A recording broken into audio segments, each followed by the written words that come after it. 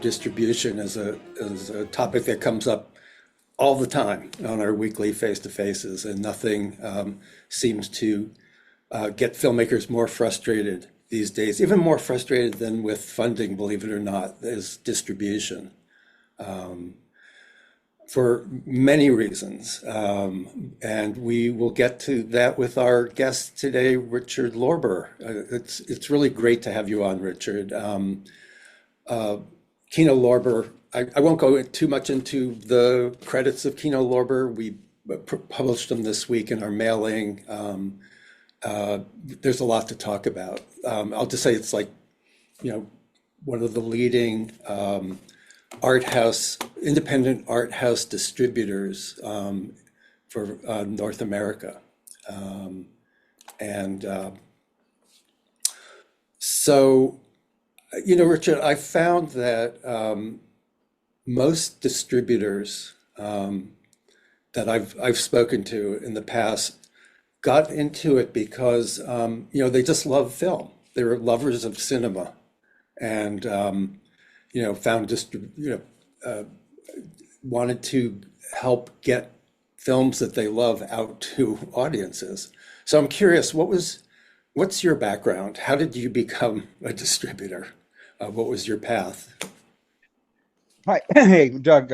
Very happy to be here. It's good to see you again, and I'm impressed with your well-oiled machine here. Your team, Erica, and others are very, very professional and informative. So, thanks for giving me this pedestal or podium or microphone, whatever.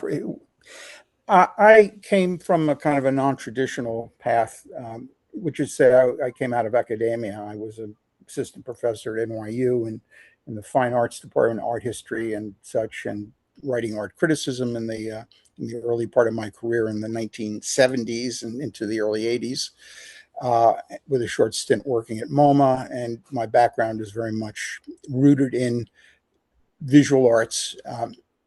I got very interested early in my career in experimentations and new dimensions and directions in the visual arts, mainly through the engagement with new technology. I was writing quite a lot in the late 70s about video art and performance art and intermedia initiatives by talented artists for places like Art Forum and others.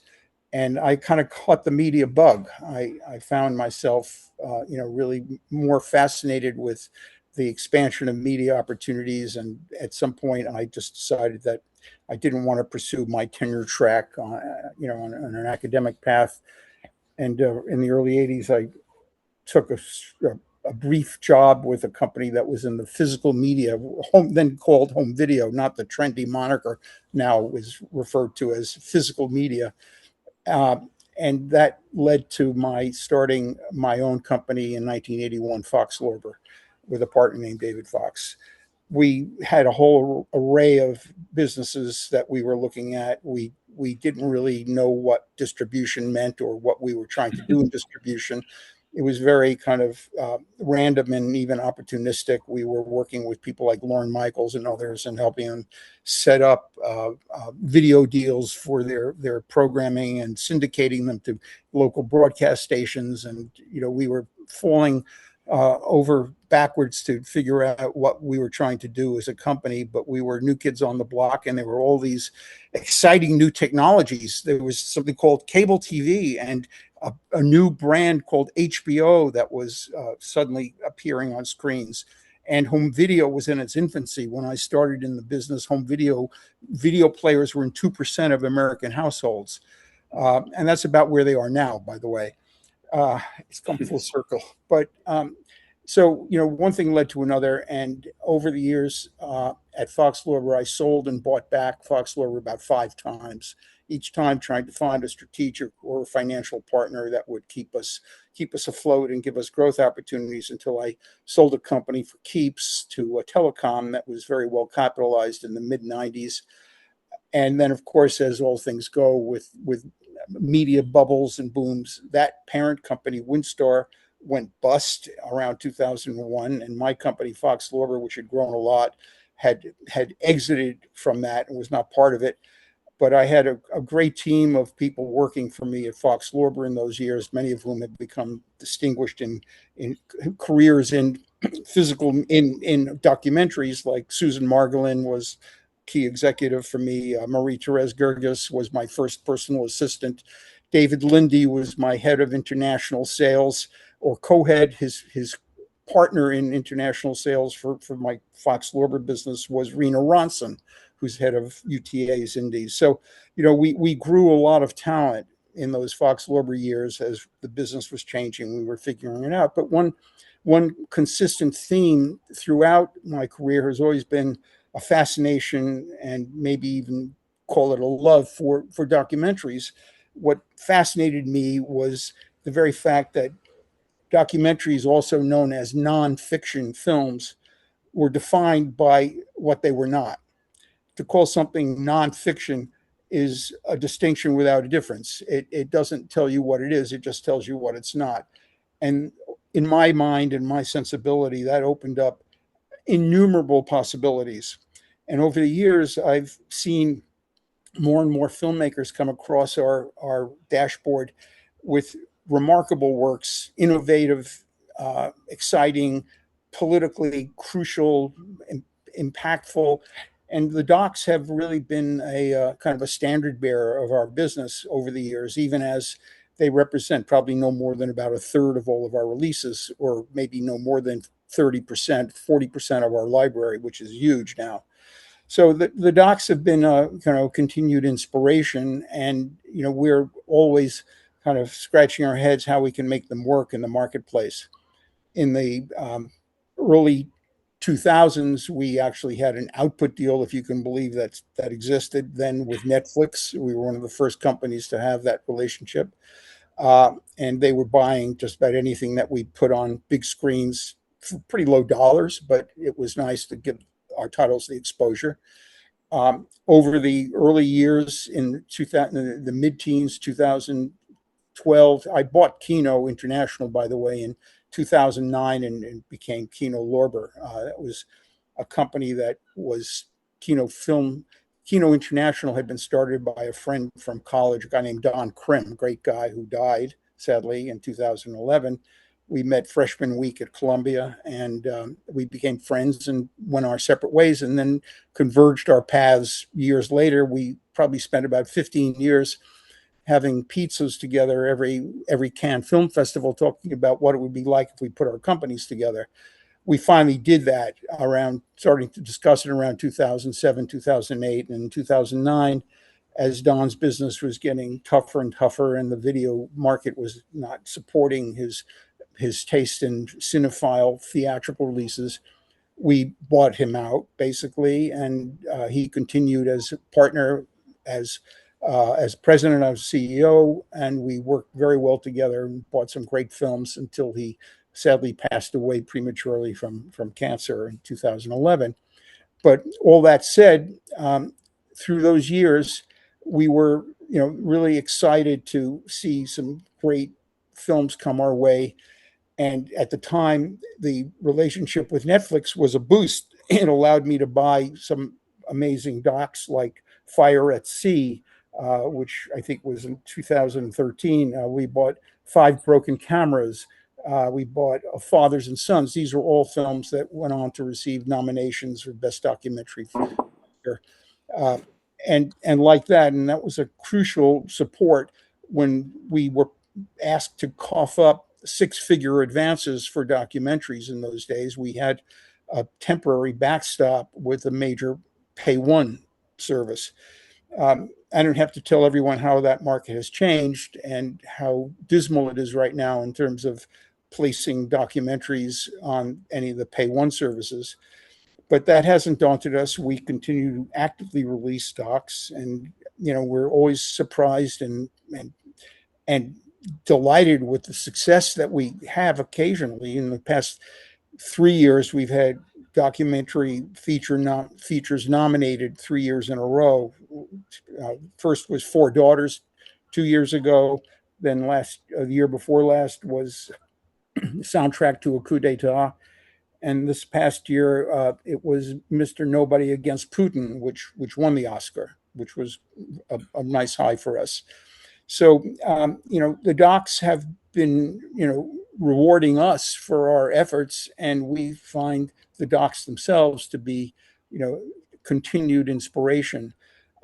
At this very moment, we're having our biggest theatrical success in maybe 10 years with a documentary, Mary Oliver, Saved by the Beauty of the World, which is on about 80 or 90 screens right now, and it's approaching 600,000 at the box office, which is, atypical and maybe 10 times what most people will expect from a theatrically released doc in this time and age.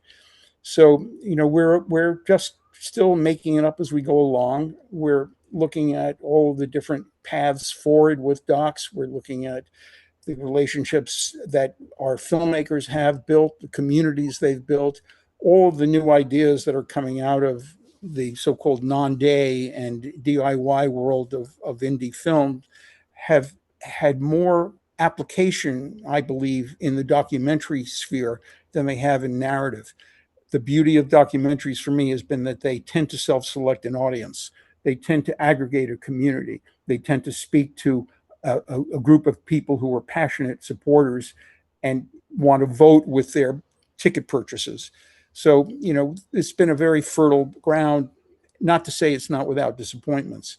And the disappointments, with in the world of theatrically releasing documentaries, the only thing that you can count on really is disappointment. But sometimes you get surprised, and we're enjoying that moment right now. You're making it very easy for me as an interviewer, Richard. You covered about half the questions I wanted to ask you, but so let's talk about where you said a third of your releases are documentaries, and where do you find them? How do you go about finding them? What festivals do you go to? And is it all you and your acquisition team finding them, or how do you deal with filmmakers approaching you? Can they approach you? That's about five questions I just Yeah. tossed you. Well, I mean, the easiest answer is that we don't pursue documentaries at the myriad film festivals that are specializing in docs. We just don't have the resources to do that. I would say that all things being equal, we probably buy more docs at Sundance than any other festival. Between Sundance, Cannes, Berlin, less so Tribeca, sometimes South by. We picked up a great film at South by, which is a doc called Black Zombie, which is in release right now theatrically. It's about the Black and Haitian voodoo origins of the zombie. I mean, these are the kinds of things that are delicious surprises for us. It was a film that was kind of under the radar. But the fact is that we don't go to specifically the true falses. And I used to go to IDFA and such, but we just don't have the resources and the time. I would say that good docs do find us. And we do have a team of about 4 or 5 people in acquisitions, and that's one of my main roles as Well, chairman. you say they find you. How do they find you? Because your team goes to doc festivals, or filmmakers harass you and bug you and Well, somehow camp out outside your house. What? yeah, it they camp outside my digital house, and that's why we have multiple mailboxes. But truth to tell is, we're not an unknown entity, and we're pretty visible in the community. And I would say more often than not, we're approached by filmmakers who have some agent or distributor or agent or lawyer or some representative who knows us and approaches us. Uh, it is kind of daunting for us to just look at the open open door submission process, which would drown us. We do look for certain characteristics. We are interested in filmmakers who have some kind of a track record, that have something original to say, that have some association perhaps with an organization or with an impact group that can help advance the career of the film and distribution. we look for titles that are, of the moment. And I would say more than half of our documentaries are political in nature, progressively political, as you can tell from the films that I mentioned before. Yeah. And that seems to be the mood of the era right now. And we look for those that really define themselves that way. I will say that our aperture for acquisitions has opened more widely in the past couple of years since we launched our own subscription VOD platform, the Kino Film Collection. And this is a plug. Free trial, 7 days, kinofilmcollection.com. It's now probably the fastest growing subscription SVOD service in the country. Uh, that's an informal opinion, but based on what we know, I think we're pretty close, neck and neck with Criterion, and probably ahead of Mubi among the other indies. But lots of docs on that platform, and now we've launched Kino Direct, which is a, a, a category on the Kino Film Collection for films that may not have a full multi-market theatrical release, but have had some festival exposure, maybe some platform theatrical, but are basically premiering on the Kino Film Collection. And we've had some remarkable successes with some films that were not opening at Film Forum or New Art. A film like Suburban Fury, which was a very interesting film that came out of Cannes a couple of years ago. Our friends at Submarine couldn't quite find the right home with the theatrical, and we said, look, let's try to do it direct after they had some festival exposures, and it went to the top of our list in terms of the most watched shows. So there are things like that that give us a chance instead of, just let me just finish the thought about how many, we release about 30 films a year theatrically, which is a lot for any company, especially for a small company. Of those, maybe 10 or 11 are theatrical, are repertory. So if we look at just new films, we probably do 18 to 20 new films a year theatrically. With and of those, maybe a third to 40% are documentary features. When we add the capability of putting films into the Kino Film Collection for premieres there, that expands for another 30 or 40 films. So we have a chance to open the doors to more quality docs that will find audiences, even if they don't open on 100 screens around the country.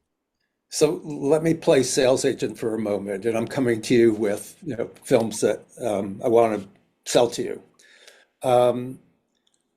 What is the deal when you pick up a film theatrically? What's the split do you pay minimum guarantees? Do you pay advances? How much marketing do you do for these films? All of those questions, the answer is yes. I wish I could say that most of our films are acquired without MGs or advances, but that's rare now. We pay MGs and advances. We don't really differentiate our approach to releasing a documentary as we would with a narrative fiction film. Uh, the films, we look at every film and the merits of the case, and as I said before, some documentaries we think have a longer runway in terms of or a longer flight path than some of our features may have, partly because the filmmakers of documentaries have typically do such a great job building a community of interest and bringing in impact partners. And pardon this airplane overhead here, all those those New York City folks taking helicopters to the Hamptons fly over our house. Not me. Anyhow, we find that that docs find a path to theaters as successfully as our narrative films do, and we basically steer clear of the chains. We typically do not play our films in AMC and Regal and so forth, just because we don't think that they have built the kind of communities that will fill seats, and we're not interested in just having the claim that we're on 1,000 screens, when in fact 990 of them have had empty theaters. So we pay advances, we spend marketing judiciously. Obviously, a lot of social media. We have total company now. We have 95 people in the company, so we're not a small company. We have other businesses in streaming and educational, and the educational market is very important. I'll talk about that. Can you bring back the DVD, by the way, please? Well, the DVD, I mean, we're still releasing DVDs all over the place. In fact, we just announced the DVD of Mary Oliver, Saved by the Beauty of the World. DVDs represent still the DVD business, which includes 4K UHD as the new driver, represents about 20% of our total annual revenues. Oh, wow.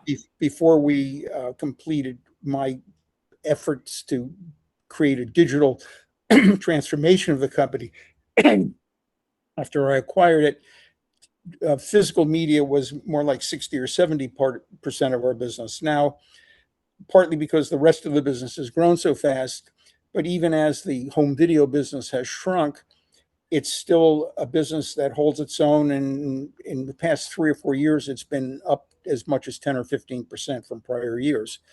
There still are collectors. There are people who want to have preserve the value of a film or documentary included on a disc, which is going to survive after the algorithms kick them off the platforms that they might get to otherwise.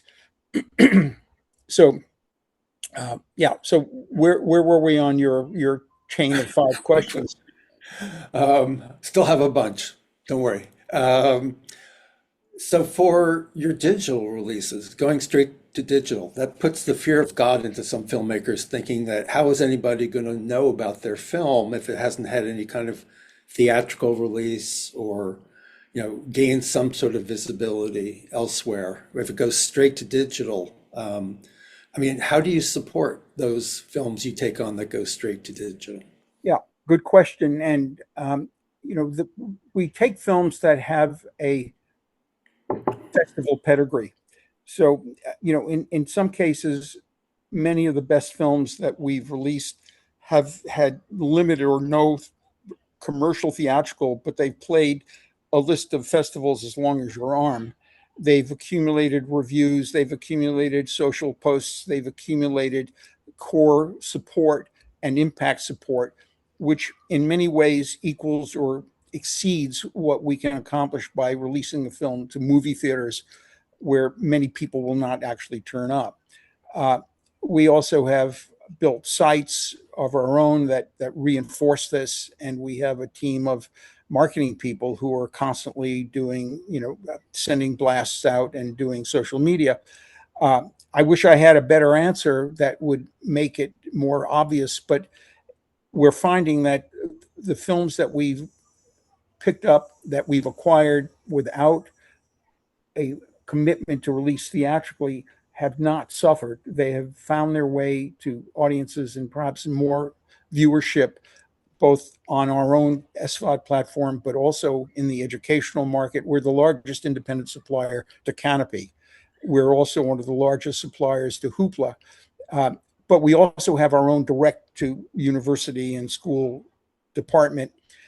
The educational market has been a crucial part of our overall business, and that also helps create a wider conversation about films that may never play in a theater near where the people who watch them in colleges and schools will find them. I definitely want to get back to educational for sure. But before I forget, I want to ask, what percentage do you take for the digital distribution? I mean, why would we go? My experience with distributors is, and in fact, with Zeitgeist, my last film, 112 Weddings. Zeitgeist is a partner with you, and Yes, Kino they're Lorber. great. We love them. They are great, but because we were on HBO first, it was hard for us to get a digital distributor, and we loved them, but they took 50% for digital distribution. Now, why would a filmmaker? Is that a typical cut It, for you? And also, why would we go with you when an aggregator would take like 15 or 20%? I think it's a fair question, and I think the filmmakers that we work with have been happy with us. We first of all put money up, that helps.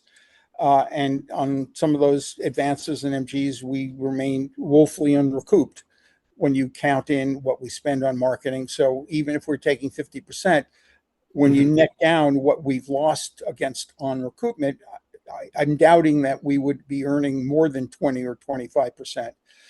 We've seen what aggregators do.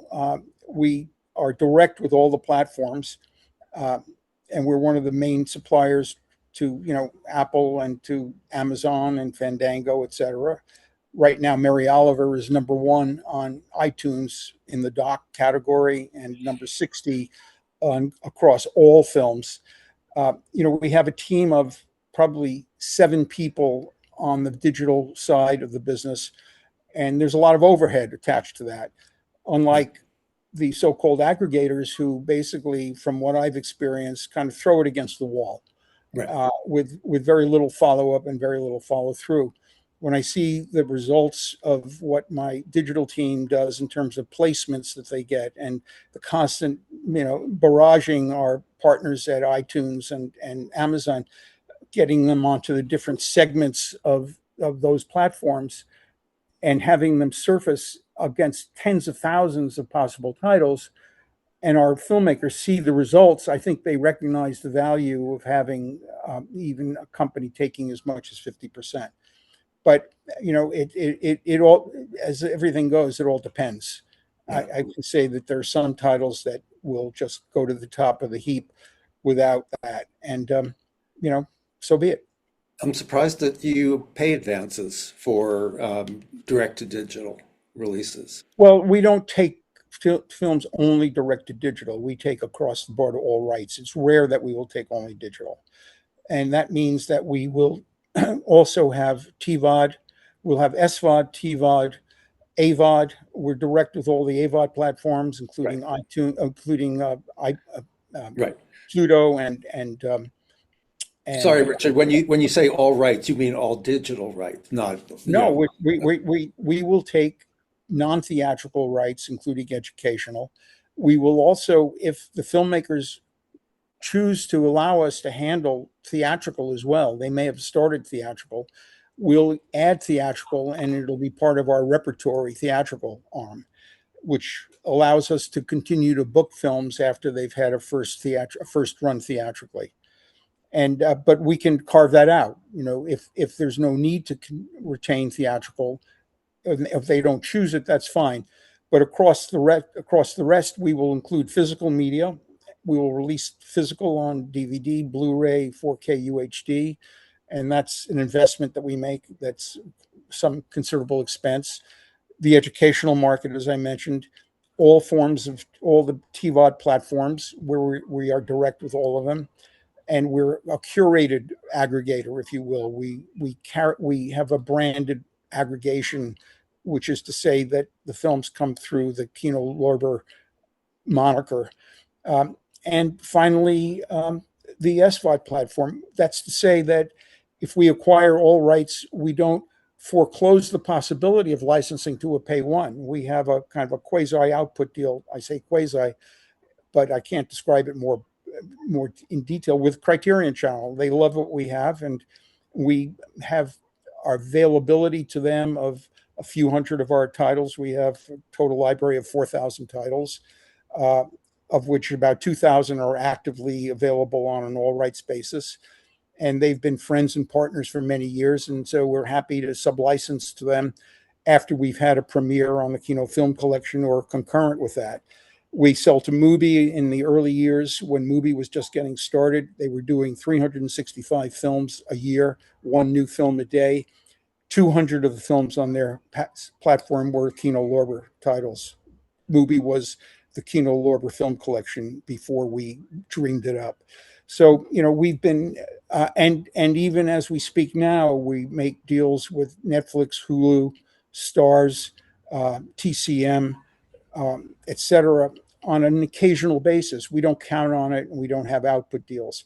So when a filmmaker consigns their precious work to us, which we do take very seriously, we knock on all those doors, and we have a team of very skilled people dealing with that. Our Lisa Schwartz, who's our head of distribution, was the co-president of IFC Films. Her team, Rebecca Winters and others, are experienced executives. So, we have relationships, and we are dogged and persistent. And we not only don't we take no for an answer, sometimes we don't take yes for an answer. What's a typical term for a film? And also, if it's not performing after a certain amount of time, is there a way to get a buyback from the filmmaker for the rights? Sure. I mean, we typically haven't had to do that, but if filmmakers are, for some reason, very disconcerted and frustrated, we'll listen to them. I mean, we're not assholes about that. What are you assholes about? Well, I think that's to say that we do want to be the drivers of the career of the film, and we want to engage the filmmakers in as more constructive way possible. But we also need them to understand the challenges that they know well, and that we're not miracle workers. So there are some filmmakers that we've had to deal with over the years that we've, for one reason or another, decided it's just life is too short, and we can't continue with them. Actually, that's it leads to a good question. I mean, what are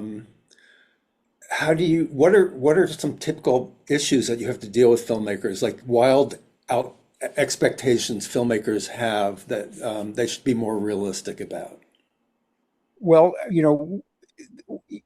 in some ways, you can never do enough for the filmmaker, and we see that in some cases where we understand that a filmmaker will typically spend years creating this one film. It's their baby, and it's their pride and joy, and they want to see it have a great education and a great career, and go through a life cycle that will create opportunity for the next film.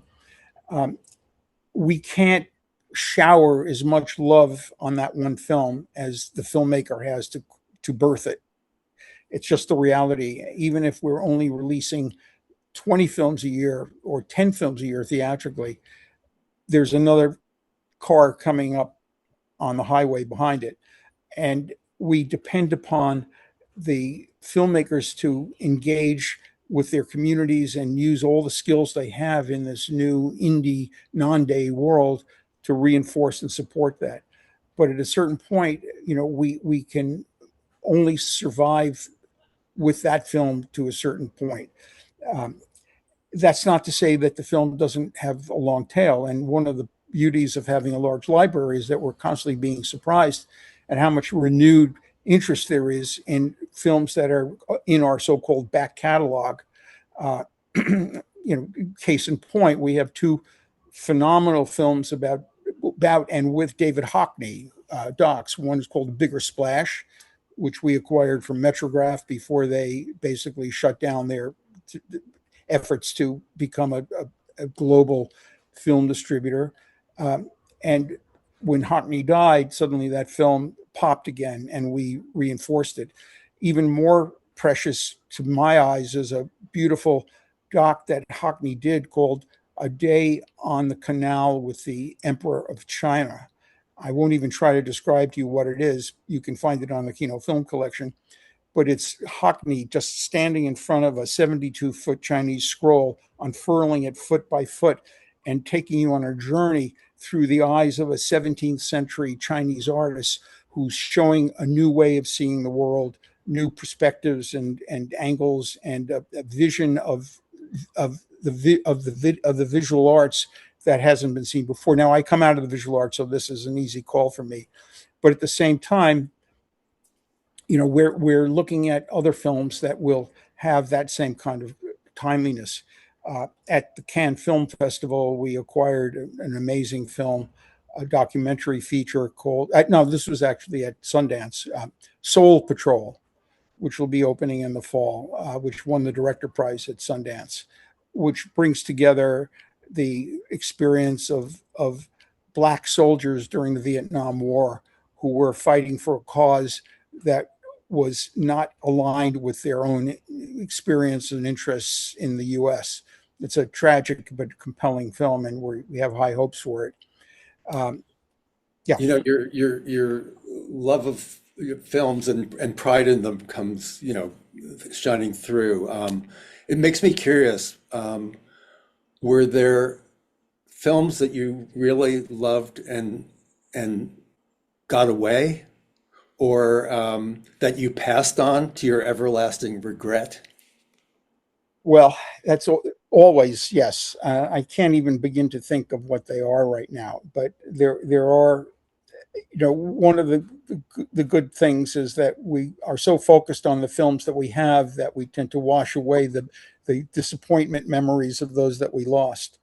Um, One film that we're really experimenting with, this is maybe it's a suicide mission, but we acquired Mark Cousins' story of documentary film, which is either 14 hours or 16 hours, which is going to be a very exciting challenge for us to market it in theaters. It's been a series that he's been, before we were involved, he's been premiering it at every major festival, 2 episodes at a time. In Venice, first 2 episodes, Toronto, the next 2 episodes, Telluride, just before that, another 2 episodes, and so forth with Berlin and Cannes and onward.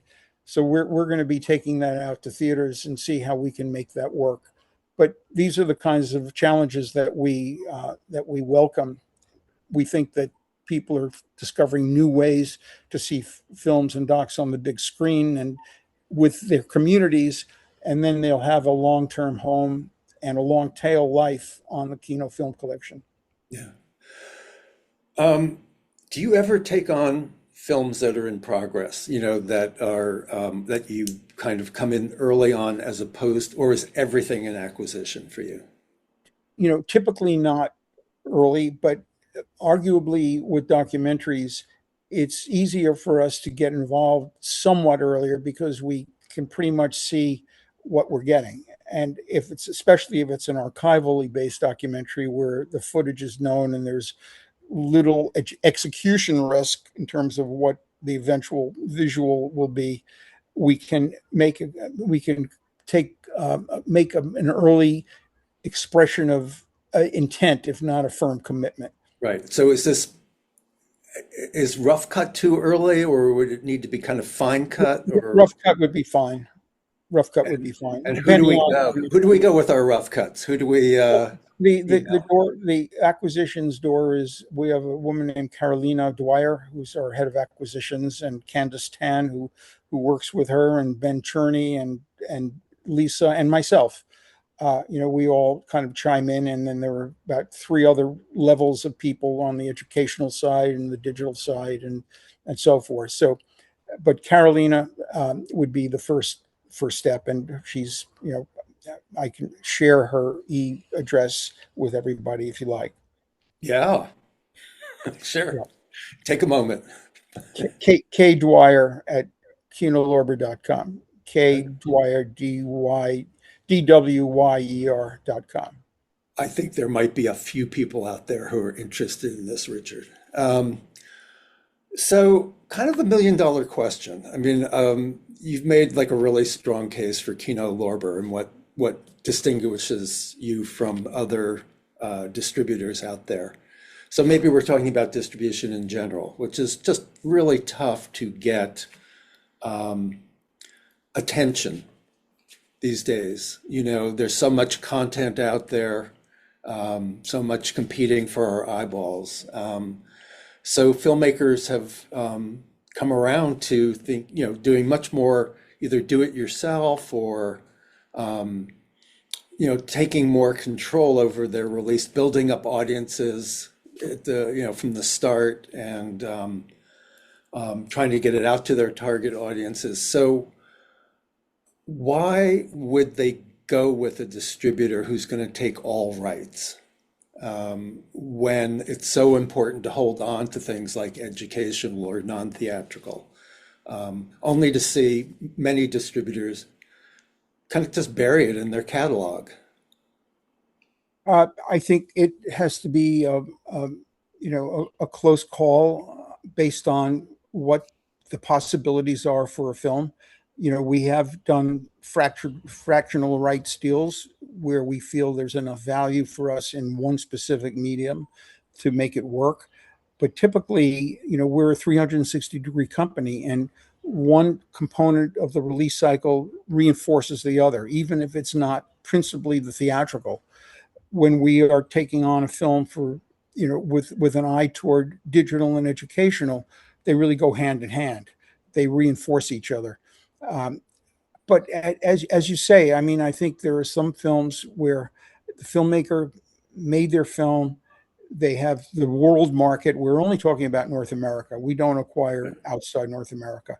And sometimes having a prestige platform or prestige distribution deal or partner in the US, if not US and Canada, is enough to establish a film's reputation internationally and lead to that desirable deal with Arte or SBS in Australia or WDR and so forth. And we work closely with the international sales agents that might also be representing the film outside of our territory. So the press that we do, we have in-house 5 press people. Well, actually 3 full-time press people in-house. One mostly focused on physical media, another the theatrical, and another for things digital. And that's a lot of support for a film. And those are expenses that are built into our fee. Those are not chargebacks. Yeah. So the value that someone gets from us, even at the outrageous commission that we charge, I think is a savings when you consider all of the outside contractors that a lot of the indie filmmakers and DIYers have to spend to pay this to the aggregator, pay this to the publicist, pay this to the social media strategist, and so forth. Much of that, we do have outsiders work on theatrical typically, but most everything that we do in-house is from our existing team and part of our overhead that we absorb. Yeah, I'm pretty much talking about other companies, not necessarily Kino Lorber. You're a bit of an anomaly with such a big team and so much effort that you put into your releases. There are plenty of distributors who, are smaller, don't have those resources, much more boutique, and might just put it in a catalog. So what advice do you have for filmmakers who are looking for distribution? They're getting close to the rough cut, fine cut stage. They're looking at festivals. Obviously, everybody wants to get into Sundance, but or some prestige festival. But aside from that, is there anything that they can do to interest a distributor short of getting into the best possible festival? I follow various Substacks and the film stack subdivision And you have a Substack. and I have a Substack, and I do too. I'm about to shamelessly self-promote. yes, yours is great, and I hope people will take a look at mine. I don't publish as frequently as my team would like me to, but I do it because I have some ideas that I want to communicate, and they And tend so to much be time on your hands too, Richard. right, and they tend to be long pieces. So you give yourself 10, 15 minutes to read one of my things. But um, the fact is that we really look for the community that the filmmaker has built around the film, whether it's built on relationships with impact partners, whether it's built on funding sources, whether it's built on their own social media followers, whether it's built on celebrity endorsements, which we are very skeptical of typically, but sometimes it really pays off. Um, we need the filmmaker to really get the ball rolling, and then we can hit it home. Um, do you feel distribution is much of a problem as filmmakers feel these days? Or are you pretty, you know, optimistic about it? I'll say that, given that the company has been around for 16 years on my watch since I bought it in 2009, and will be and the larger overall company started almost 50 years ago. We built an identity and a brand, and the theaters around the country take our calls, to put it mildly. So we have, I wouldn't say an open door, but when we take on a film for theatrical, we can pretty much guarantee that we'll play it at the prestige outlets where there is a constituency. I was chairman of the board of Film Forum for 9 years. That was just a side gig. I wasn't paid. But I learned a lot about the world of exhibition and the relationships that independent theaters have with certain specialty distributors that they rely on for curatorial judgment and support through the process. And as one of those kinds of distributors, we look at our filmmakers to help prepare the ground for that. We can't work miracles, and we can't convert every no to a yes, but we can get a maybe to a yes more than half the time. So I think we ask the filmmakers to really do some of the heavy lifting early in the game. I go back 40 years with my friend Peter Broderick. He and I had been talking about before there was a whole industry of advice for independent filmmakers now, which I find interesting, and sometimes skeptical, but I love what my friend John Reese is doing, and my friend Ted Hope is doing, and others, and they're giving great ideas. And I scrape some of those ideas in a good way. I listen to what's bubbling up from the creator community, the creator economy, but at the end of the day, it comes down to some very simple tenets, which is that the filmmakers have to build their desired audience, as simple as Peter used to say, make sure when you have a screening, you're capturing email addresses. I don't know if there's any dumber or simpler thing that is better than anyone else has ever come up with since that piece of advice. Build your list, bring me a community, bring me partners. And one of the things that is interesting now is we're seeing more films that are getting financed through independent personal sources. I think as the independent documentary world has shrunk because of the lack of funding, whether it's funding at the government level for entities like public television, or funding from the pre-sales or buys from the pay ones, individual high net worth or even moderately wealthy or even not wealthy, but Kickstarter level people have anteed up. And we're seeing more films coming into our focus that have budgets to support the marketing and the promotion and the distribution. And that's always a very welcome opportunity. And I think more filmmakers need to tap into those individuals who want to take a tax credit. They can run it through their 501c3 and get a benefit and feel good that they're trying to turn the tides against the nightmare of Trumpism. Folks, it's time to line up to start asking your questions of Richard. So use the raised hand function like Teddy just did. Thank you for modeling that, Teddy. And we'll get to you in a moment. Last question for me of the millions I still have left. Richard, take us through a typical day of yours.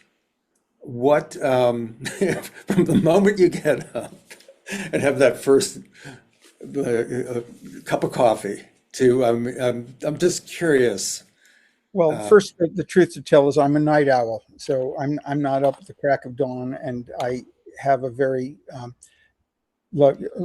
lively morning that rarely starts before 9 a.m. with a cup of coffees, etc., and will continue until about 1 a.m. Where I'm still, like, to the chagrin of my wife, still reading emails and responding. I tend to be very responsive, so my inbox is a pretty much of a catastrophe. Typically, I'm fielding about 300 emails every day. Wow. Maybe 200 of them now are segregated into transactional or promotional things, but I still look at it. I communicate. We have more meetings than I've ever had before in my business life. And I participate in 7 or 8, video meetings. I'm typically in my office on 39th Street 2 or 3 days a week for at least part of the day. And we still believe in, face-to-face, in-person engagement. Um, I'll participate. It was a point where I was reading and negotiating and signing absolutely every contract. When we consider our digital releases and physical media releases, in addition to theatrical, we release over 300 films annually, and each one of those, or most of those, have their own contract and their own negotiation, their own process associated with it. And I participate in that process for at least half of them actively. Um, that said, I try to get a good night's sleep. It's not always easy.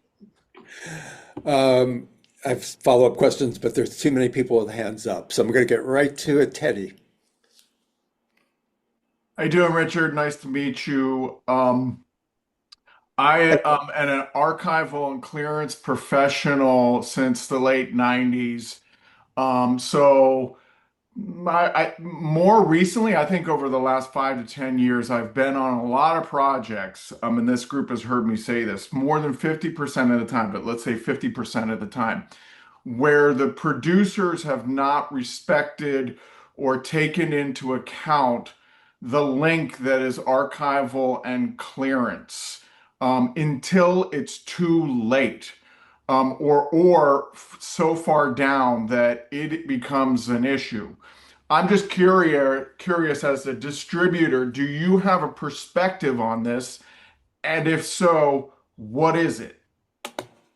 We have released many archivally based docs. The first one that I was involved in 1981 was the Complete Beatles. So I'll say no more about the challenges of clearances. We have seen more and more filmmakers taking on the robes of fair use. And I forgot the name of the law firm that has the dominant Donaldson and Califf and Donaldson. Is that it? Yeah. It's Donaldson, Califf, and Perez. Right. So we require E&O policies on all of our releases. Most cases we'll provide that, we'll put it under our blanket policy, but we need representations that will pass muster to give it the coverage under our blanket policy. And usually an opinion from Donaldson, Califfs, and whatever they're called suffices. If there's nothing that can be a strong argument for fair use, then we're on shaky ground in terms of an acquisition. And we know that the filmmakers are not going to be as big a target as we will be in most cases. So we have to be cautious. Great. Thanks for the question, Teddy. Paul. Yeah, hi, can you hear me? Yeah. Hi, Richard. Hi. Kind of a technical question for you. I remember during the COVID period, we got emails from distributors, and they were just scrambling for 4K content. They wanted 4K movies. Do you find that, are you more interested in 4K material versus 1080 HD, particularly if it's archival heavy and you may be getting diminishing returns by upscaling to 4K? What's your take on that? Well, we don't scramble really for any particular tech platform or standard. We do require at minimum HD, and desirable is 4K. The only area where 4K is an absolute is for physical media release, home video disc, which we'll put out as a 4K UHD. There aren't too many documentaries that warrant that. But in that case, we do absolutely require 4K. But so the short answer is that we're more flexible in terms of a theatrical release, as long as it is the minimum standard of HD. And I'm not techie enough to know what the specifics are required by the art houses, but we've never run into problems with one of the key art houses telling us that the standard of the platform it's on is not sufficient. Thank you. Thanks, Paul. Liza, hello. Hi, thank you for doing this. Sure. Apologies if this was covered already, but I have an educational long short coming out on NewYorker.com in the fall, and I wondered, do you ever collaborate with the New Yorker? Because they have a small team. There are two people in their office Yeah, that have films. we love what they do, and we would love to, but we have not been releasing shorts, and it frustrates me. As long as my career goes back, I wanted to imagine something that we could do with short films. We've envisioned kind of working with a kind of a curatorial partner in shorts like Spike and Mike, or the international tournée of shorts or animation shorts, or the Academy Award nominated short films, etc. None of those have come to pass, and I haven't seen any example of where short films have been able to create a commercial viability in the market from a distribution perspective. Wait, Richard, wouldn't shorts work better for educational than features? I would think they do, but we don't know because we don't acquire shorts and we don't put them through the distribution channels we have for educational. Sure. They may, but we haven't figured out a way to successfully monetize shorts. I think there is demand. We know on the international side, I had long years of working in international sales back in the Fox Lorber days, et cetera. And it was a wonderful thing when, the international public television stations just embraced shorts. They financed shorts. In the early days of HBO, they were paying $100 a minute for interstitial programming, as it was called, until they cut it off and realizing that those minutes that rounded out irregular lengths of their programming could be better served by in-house promotion. So that ended the monetary opportunities for shorts. Most of the short films that we see now are calling cards for indie filmmakers who want to use that to get maximum exposure. More often than not, give it away, put it on YouTube or wherever they can easily get it seen. I'm aware of other platforms like No Budge, which we're just beginning to pay attention to now. For the educational market, it does seem that there would make sense given the time frame. But most of the educational business that we do is at the college university level, where they screen full-length films rather than building in 5 or 10 minute short into the curriculum in a lower grade. Yeah. Does Kino Lorber utilize YouTube as a platform at all? We have a YouTube channel and we're in touch with them all the time, but we don't really do that much with them because we don't find that it's a good environment for our films, and we don't find that the advertising environment is favorable for us. But we're in all areas of AVOD right now with Kino and Tubi, et cetera. YouTube is still a work in progress for us. Right. Sandy. Okay, thank you, Richard, for being here. I want to ask about captioning. Do you believe that filmmakers have the responsibility to deliver and accurately caption film to you, or do you have staff people that put the captioning on, which definitely would have human oversight? Because I had a very bad experience with another distributor who actually, without my permission or knowledge, put machine-made captioning on my film, which was defamatory. And so it's hugely disrespectful to the viewers as well as the subjects of the film who trusted that their truth would be told accurately. I'm sorry to hear your problem. We have captions. First of all, many of our films are subtitled because they're international films, and in some cases that doesn't require us to also add captions. But as for our streaming platform, we're Amazon channel partner and Amazon has some strict requirements for captioning, which we adhere to. We also have about 1,700 of our films on the Canopy educational platform, which also requires quality captioning. I don't really know exactly what our process is, but all I can say is we haven't had any issues with captioning or any negative feedback. We're also now dealing with atmospheric captioning, which I'm sure you're aware of, which means there's a caption when you hear the sound of a plane flies overhead, and that is a new horizon for captioning that goes beyond just dialogue. Thanks. Good question, Sandy. Alex, I see your question in the chat, and I will get to it in a few minutes, so don't worry about it. Christine. Yes, thank you, Richard. So I have a film that we're going to be submitting to Sundance in the 2027 festivals. And right now I'm talking to about 3 impact producers.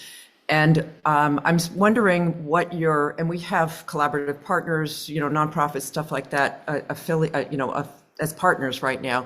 But I'm wondering what your sense is of impact campaigns and the timing to bring them on. Timing to bring them on. And then also I was wondering if you had thoughts about distributor type of things, models like Angel. I can't remember the second name of them. Right. Angel Studios. Angel Studios, thank you. That's easy. We haven't done anything with Angel Studios, and it's rare that our films would align with what they do. But we typically don't subcontract to other booking entities. We have a great team that gets our films on screens. Maybe 5 folks who deal with that. So, but as far as impact, my experience is the earlier the better, as long as it's closely coordinated with us. We don't want to be tripping over our own or our filmmakers' feet, and sometimes the exposure a film might get through an impact relationship might preclude the possibility of having the premiere that we really want in the right theater at the right time. So as long as there's great communication and there's no hijacking of what we consider the best distribution process and channels, we welcome the earliest possible engagement of the impact partner. Great. Thank you. Matthew. Well, hey, Richard, thank you so much for spending this time with us today. So I've talked to a lot of other directors and producers who complain about the level of transparency with their distributors as far as how successful their film is doing, how many people are watching it, is it making any money, things like that.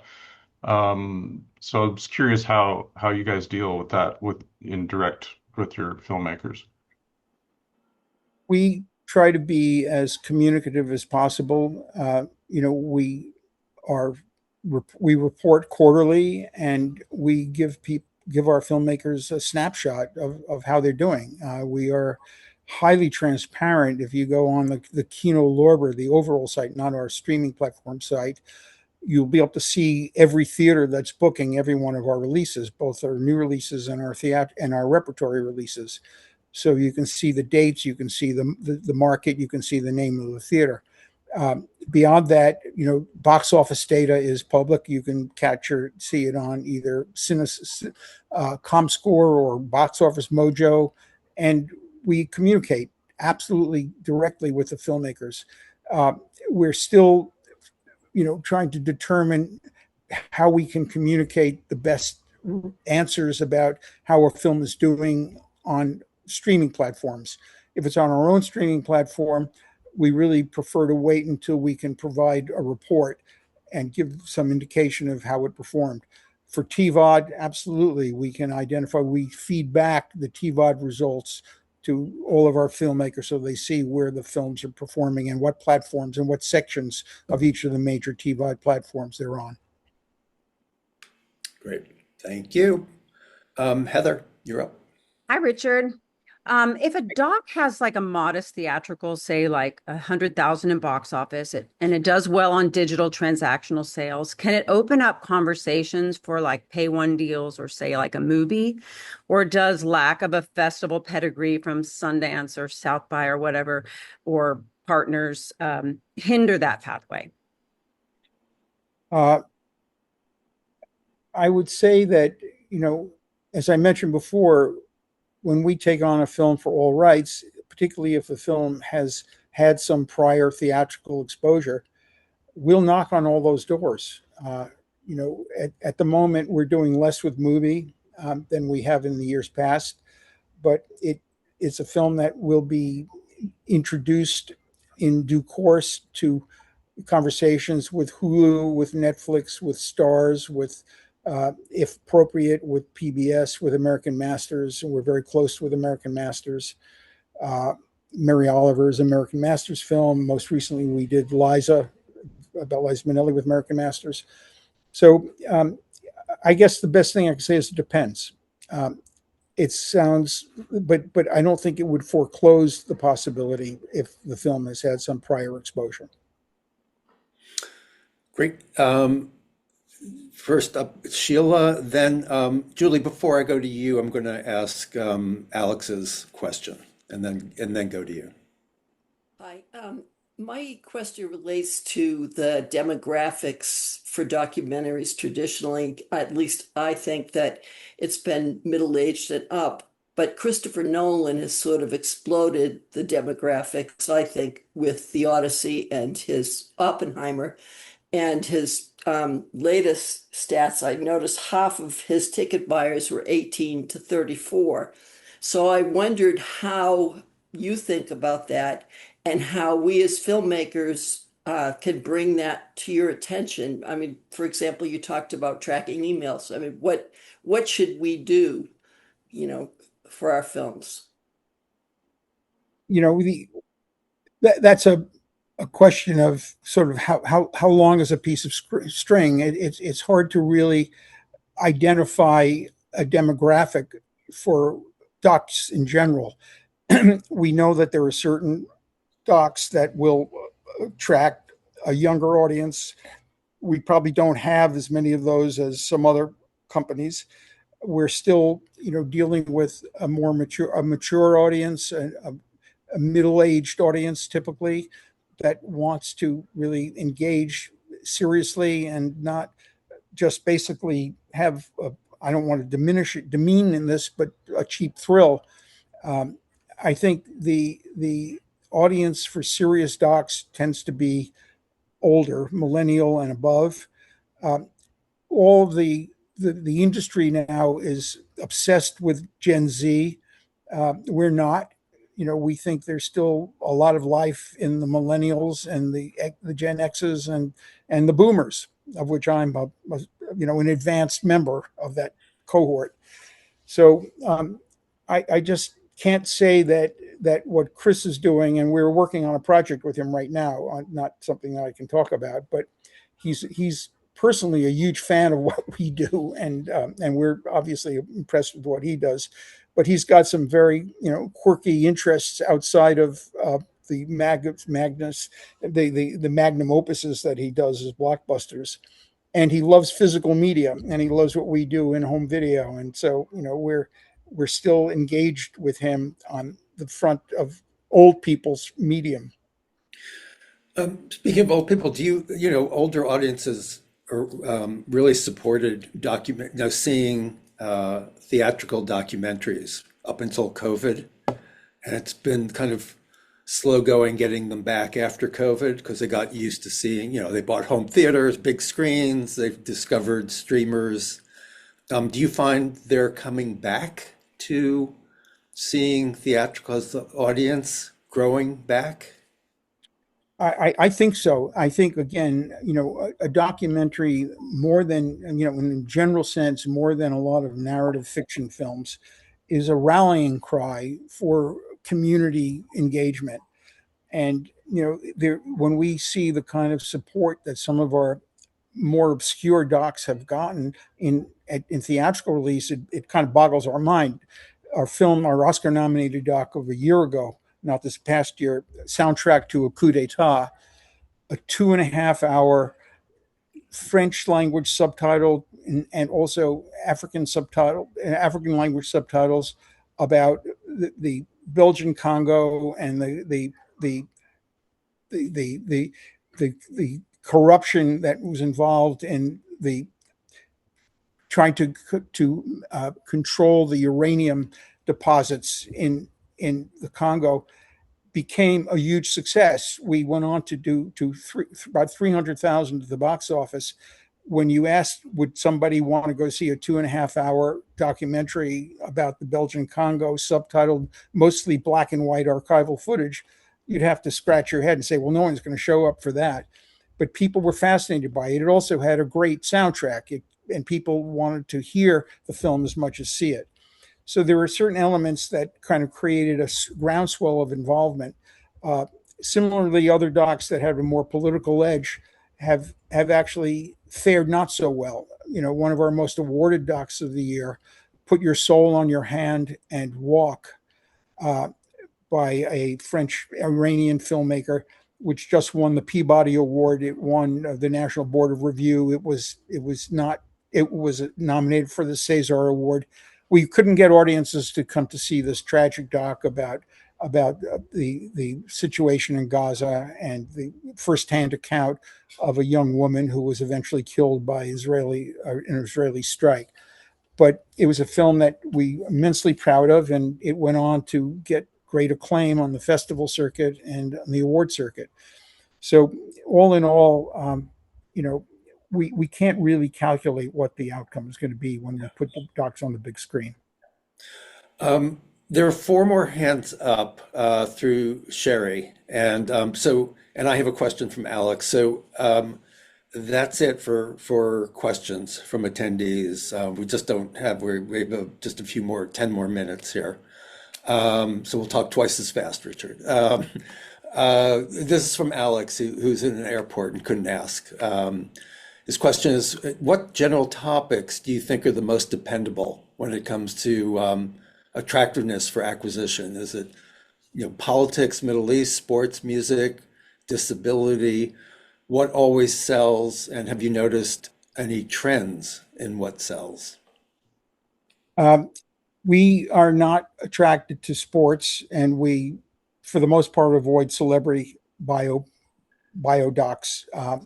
We're not looking at the pure commercial upside in those categories. There's enough competition for those, and we're interested in docs that will endure and change the conversation about the world that we're in, maybe for the better. And so I would say that the majority of our docs are politically inflected, progressive, and deal with social issues, social justice. But we also like docs that are fun to watch. And the Mary Oliver doc is totally inspirational. It saved people's lives. Her poetry has, that is. And with a film like the Soul Patrol that's coming up in the fall, that's one of our Oscar hopefuls. It's got a great score. So there are a lot of reasons that make people want to come to see docs these days, but we stay away from the obvious commercial paths. There's nothing opportunistic in our acquisition strategy. Great. Julie. I'm asking this on behalf of Kathleen McDonald, who asks, for educational distribution, all you can pay subscriptions pay fractions of a penny per title view. These results in very low royalty payments to smaller producers. How can producers maintain value for their titles? I can't answer that competently because we don't acquire title just for educational distribution. We're not just an educational distributor. We see the educational outlet as part of our 360-degree distribution strategy. And all I can say is that some of our documentaries, like the I Am Not Your Negro, the James Baldwin documentary, has has generated hundreds of thousands of dollars of royalties for the filmmakers. So it really just depends on what the interest is and how successful it is and what platforms. The deals that we have with the deals that an entity like Canopy or Hoopla, the third-party digital platforms that we work with, are fully transparent and I don't think subject to very much negotiation. And then we take our cut. I don't know what other educational platforms are significant these days. I know there are many, but I can't speak to what those pennies are. I know most of the times when people are counting the minuscule pennies, they're looking at returns from rev share on advertising-based platforms, which is pathetic.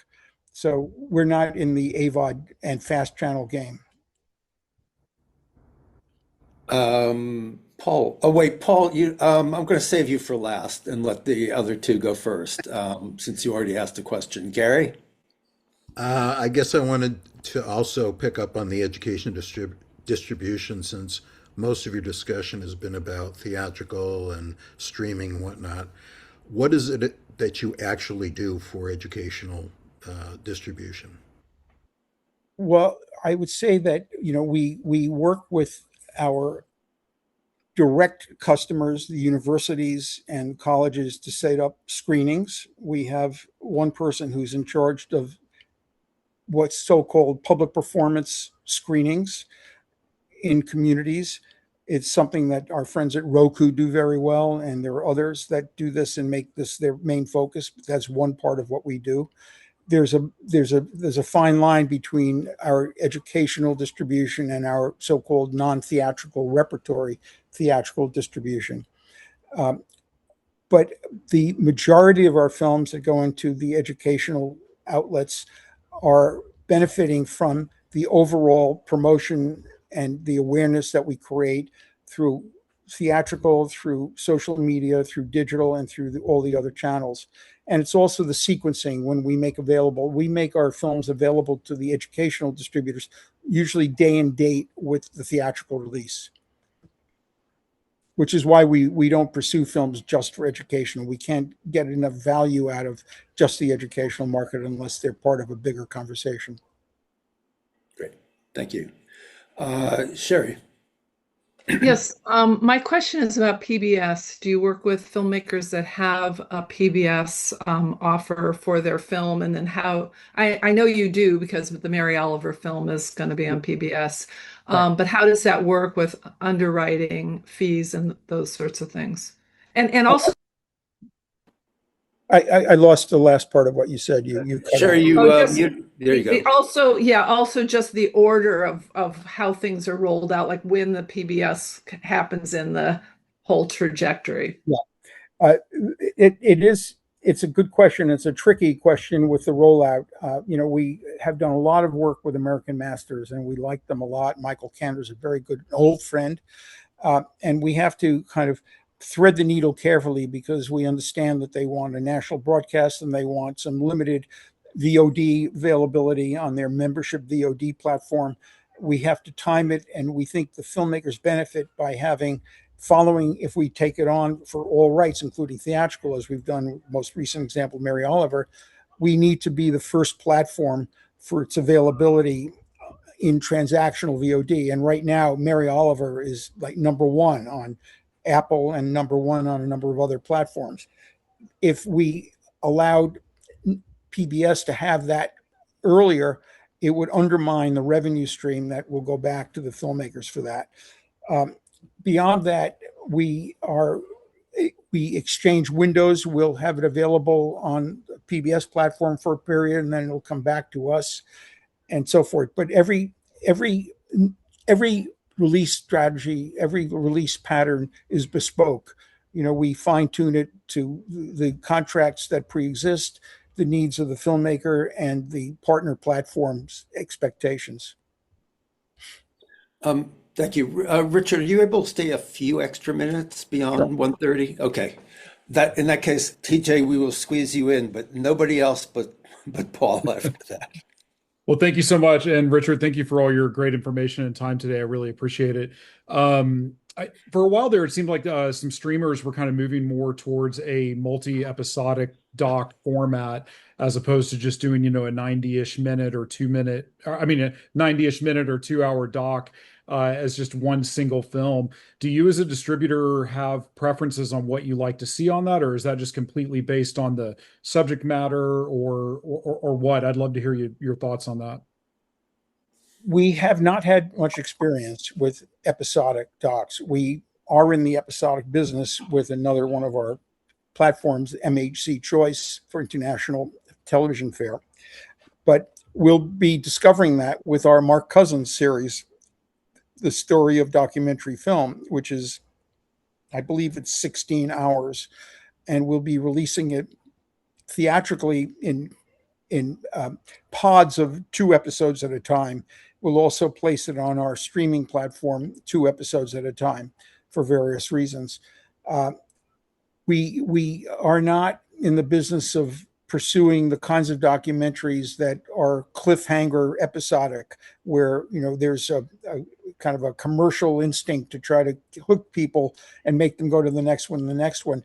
If a documentary takes 2.5 or 3 hours to tell its story, as Soundtrack to a Coup d'etat did, and some of our other very long documentaries, we prefer to present it as a 2.5 or 3 hour standalone film. We haven't been approached with many examples of the kinds of things that you indicate streamers may be looking at. If they are pursuing that, my guess is they're more likely sports stories or quasi fictionalized stories that have that retention value of keeping people coming back again and again for each episode. Great.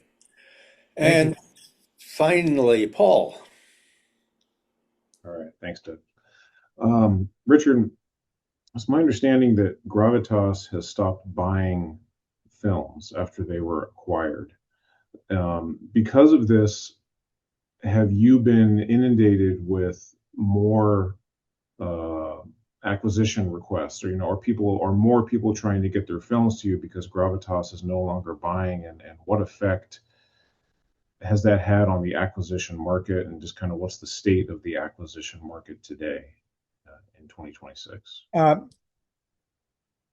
We're aware that Gravitas was a welcoming home to a lot of independent filmmakers. And we were aware when they were acquired by Shout Factory, which bought them mainly for the library that they had, and then promptly shut them down and left most of their people hanging. And now Shout Factory has been acquired by a private equity group, Oaktree, and is part of Radial. I can't say too much. We know the founders of Gravitas going back, and we think that they were innovative in terms of setting up AVOD distribution and had deals pending with a lot of the pay one streamers for a few years. Nolan Gallagher and his brother and others were very active, and it worked for a while. But I think when the pay one streamers pulled out of the doc business for the most part, it undermined the value of their business. Are we being inundated? No, we are not an open door for that kind of aggregation business, which was what they were promoting. And as I said, we're a 360-degree distributor. We principally want films that we can put out on the big screen and take all rights and move them across all the different platforms. We're basically experimenting now, I would say, with the Kino Direct, where we'll premiere a film on our streaming SVOD platform, but we're also taking it on for TVOD, for AVOD, for educational, and in most cases, home video. So it's a different model than I think what Gravitas was doing, and we're probably more selective, frankly, than they were. Great. Thank you all, guys, for your questions. They were really, really good ones. I have one last question for you, Richard. I've really enjoyed reading your Substack. I got on Substack a year ago, in large part because I wanted to build up my email list. Every subscriber goes automatically on your email list. And And I found that I loved writing for it, and it sucked up a lot of my free time. Me too. Um, Tell us, why did you start writing for Substack? You're a pretty busy person. Well, my team was encouraging me to, raise my voice in social media. I frankly don't engage much at all with Facebook or Instagram, and everybody else in my company does. We have all the usual outlets. But in my past life, I've been a writer. I've written books and I've done articles, and I was an art critic for about 10 years. And suddenly I found the challenge and the opportunity to publish on this platform was opening up some very rusty doors in my brain that suddenly started getting more lubricated. And I'm finding my voice again as a writer, and I'm enjoying combining partly memoir, also partly my theories about the world of media and the world of quality film and cinema. And it relates also to my interest in the arts. So I usually throw in a few of my paintings on most of my Substack postings. So it's feeding me. It's time consuming and stimulating me. And I hope some of you take a look and tell me what you think. I consider mine writing my autobiography with the chapters completely all out of order. Exactly.